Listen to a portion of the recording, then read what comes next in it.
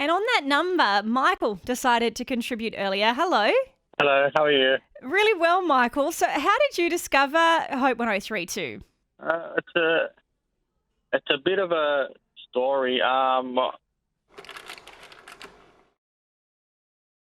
brother, everyone who knew him knew that he was always loved putting people first before himself.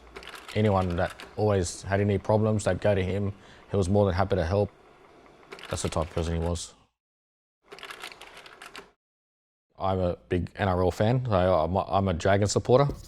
My brother's a Bulldog supporter, so sometimes we'd clash when it comes to that. That particular Saturday, the Dragons were versing Penrith Panthers, and I called my mum, so that she was watching it as well. She loves watching the NRL as well. And just to let her go, oh, is Danny there? Let him know that the Dragons won. And he goes, oh, he's still asleep. I haven't woken him up. After she got off the phone with me to check up on my brother, but he had his door locked. So she knocked on the door and there was no response. Because my brother's a very heavy snorer when he sleeps.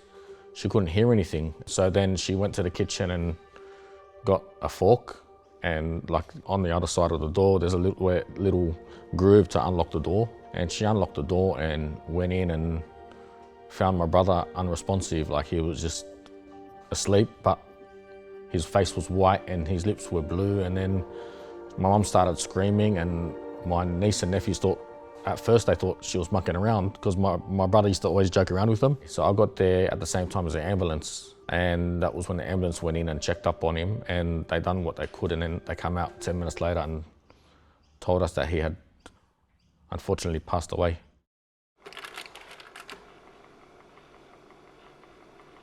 So Mum was so happy to finally have him back home. The family was getting close again, and we had Christmas last year was at his unit in Breakfast Point. We had a really good time. We took photos, and it was so much and my brother never used to take photos. So my wife actually said, no, we have to all have a good big family photo together. So we all had a big family photo.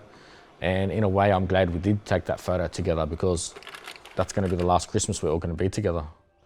And it's just been really,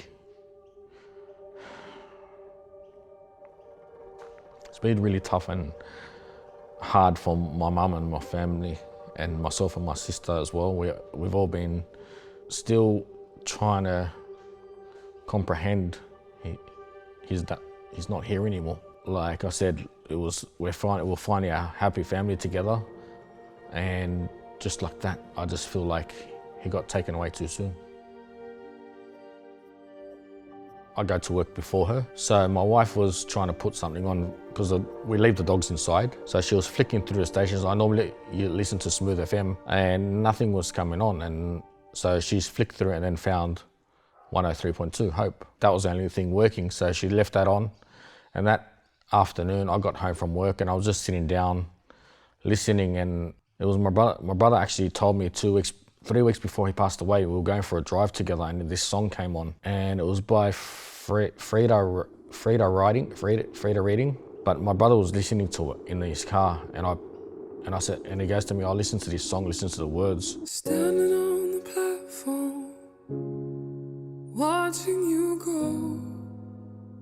And I want you to remember this song. I go, why? He goes, oh, when I pass away, I want you to play this at my funeral. And I go, oh, don't talk like that. You're still young. You still got your whole life ahead of you. He goes, yeah, I know, but I'm just saying, I want you to remember this song so you can play at my funeral. I think it was Frida Reading. I think it was called I'll Be Missing You or something like that. That actually came on the radio, and it just reminded me of my brother and his words, and I just broke down into tears. And the song after that was a bit more cheerful, and it was like God sending me a message. Look, I know your brother's gone, but life is still there for you to take. And I'm grateful I got my wife who's so supportive, and I got family and friends who always check up on me and make sure I'm okay. Finding hope, it's like giving me hope that life isn't that bad.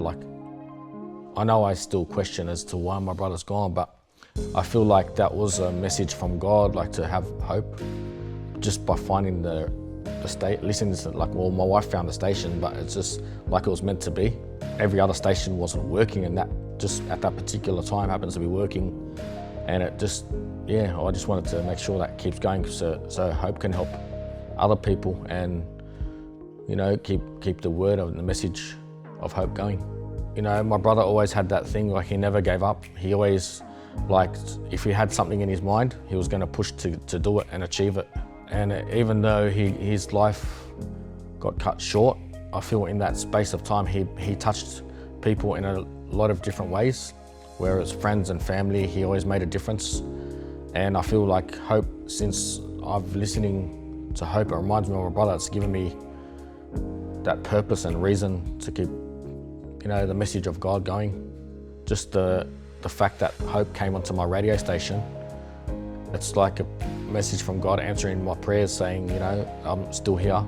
Even though you may not feel it, I'm still here, and I'm gonna keep spreading the word through hope.